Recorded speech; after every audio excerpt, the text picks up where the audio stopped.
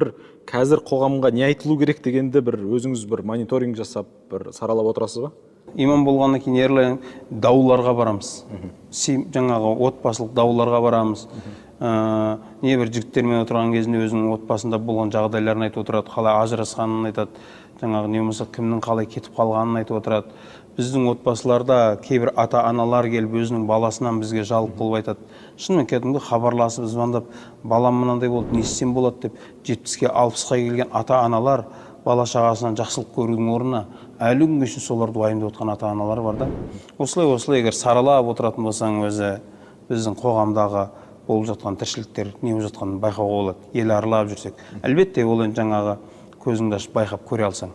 Ал егер жаңағы өзіңнің малың түгел, қарның тоқ, отбасың тыныш, сен тимесең, мен тиме болатын болсаң, онда түсінікті ғой онда. Саралай келе демек, Жаке, не түйдіңіз? Біздің Қазақстандағы бір отбасылардың басты проблемасы не, сіздің ойыңызша?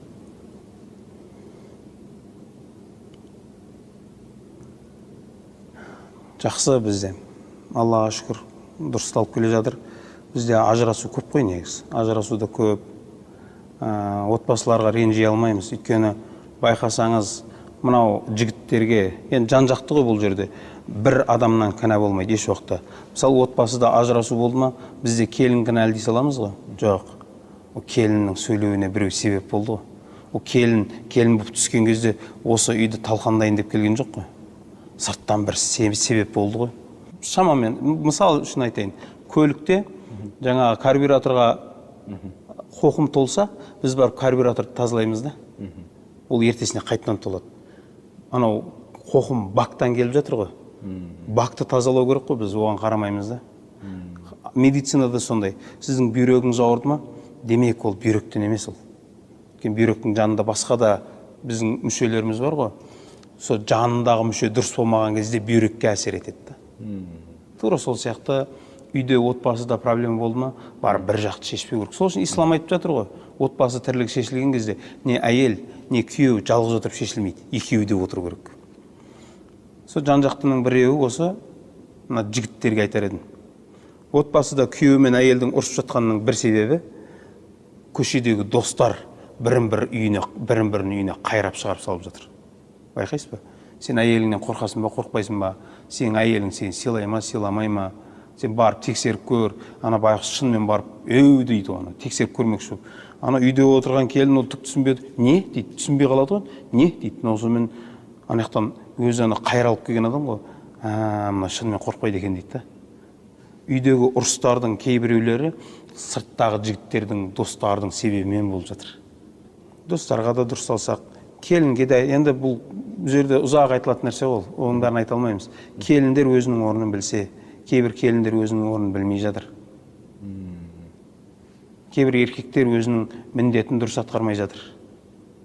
Кейбір ата-ана бала шағасына дұрыс мәміле жасамай жатыр. Оны да айту керек. Ата-аналардан да бар. Кейбір келіндер, мысалы үшін, жәннат күйеуінің аяғының астында еді. Күйеу үшін жәннат анасының аяғының астында еді. Сол күйеуінің жәннатын құрметтемей жатыр кейбір келіндер. Содан да келіп шығады. Бірақ нәрсе, шариғат демей-ақ қойықшы. Бұрынғы қазақтың тарихын алып қарашы. Сол шариғат. Дәл сол қазір қазақылыққа қайтсақ бар ғой, біз шариғатты ұстанатын едік. Бір мысалы, бұрынғы келіндер анасының алдында отырып, енесінің алдында отырып, өзінің баласын еркелетуге қорқады екен. Ұрсатын болғанда, өзің туған адам. Әке бе, менің балам деп ұрсып. Келіндер анасының, енесінің көзінше баласын еркелетпейтін болған. Онына тыңдап отқан үлкен кісілер біледі оны. Ал артында не тұр? Қазір қараңыз, қазір ата-ана, ата не үшін құрметі қалмай жатыр? Өткен келіндер отырады да, нерде шеше отырады, нерде келін отырады да, менің балам деп құшақтап алып жібермей еркелетіп отырады ғой. Не болып жатыр? Ана отырған апада жүрегінде қызғаныш пайда болып жатыр ғой. Сонда мен бұл үйде орным жоқ па, мен ешкім емеспін ба деген. Сен